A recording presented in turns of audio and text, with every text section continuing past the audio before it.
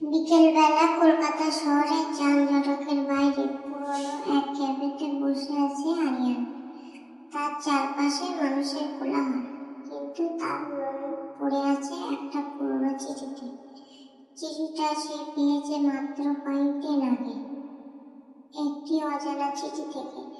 তাতে কিছু একটা লাইন লেখা ছিল, তুমি কি জানতে চাও রাস্তার শেষ কোথায়? কোনো স্বাক্ষর নেই, কোনো বিস্তারিত নেই, শুধু একটা সময় ও জায়গায় উল্লেখ। কাল 5টায় পূর্ণ হাওয়ার ধারে আসবে। আরিয়ান ভাবছে, এটা কে পাঠিয়েছে, কেনই বা তাকে এই অদ্ভুত প্রস্তাব দিয়েছে। সে কোনোদিন এমন কিছু চিন্তা করেনি, শুধু একটা অদ্ভুত টান সে অনুভব করছে। হয়তো তার ভেতরে কৌতূহলই তাকে নিয়ে যাচ্ছে অজানা ঠিকানার দিকে। পরদিন বিকেল, আরিয়ান সময় মতো পৌঁছে পূর্ণ হয়। তার সামনে রাস্তা যতদূর চোখ যায় বিস্তারিত হয়ে গেছে। একদিকে অন্ধকার জঙ্গলের ছায়া, আর অন্যদিকে পরিত্যক্ত ইট সুরক্ষীয় বাড়ি। বাতাস ভারী অস্বাভাবিক ঠান্ডা, যেন কিন্তু একটা তাকে প্রতিনিয়ত অনুসরণ করছে। আশেপাশে কোনো মানুষজন নেই, প্রবল প্রকৃতির অস্বাভাবিক নীরবতা।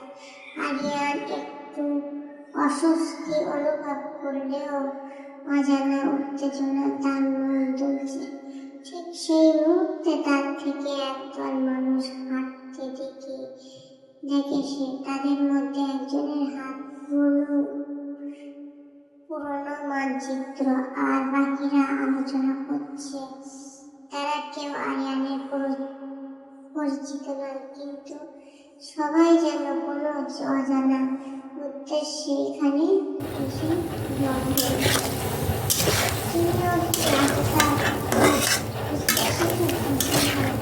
একজন মহিলা, যার চোখে অদ্ভুত এক রহস্যময় চাউনি।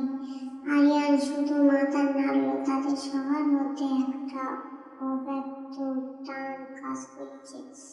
তারা একে অপরকে না চিনলেও এই রাস্তা তাদের এক সুতায় বাঁধতে শুরু করেছে। তারা বুঝতে পারছে না যে এই রাস্তা তাদের জন্য কি অপেক্ষা করছে। কিছুক্ষণ পরেই তারা সবাই রওনা দিল সেই অজানা রাস্তায়, যার শুরু দেখা যায় কিন্তু শেষ অজানা। এখানে থেকে শুরু হলো গল্পের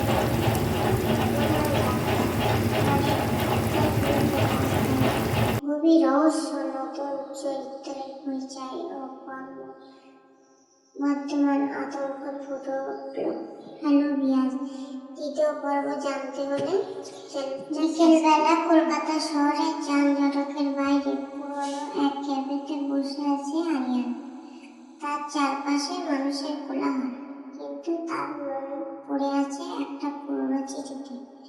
চিঠিটা সে পেয়েছে মাত্র কয়েকদিন আগে, একটি অজানা চিঠি থেকে। তাতে কিছু একটা লাইন লেখা ছিল, তুমি কি জানতে চাও রাস্তার শেষ কোথায়?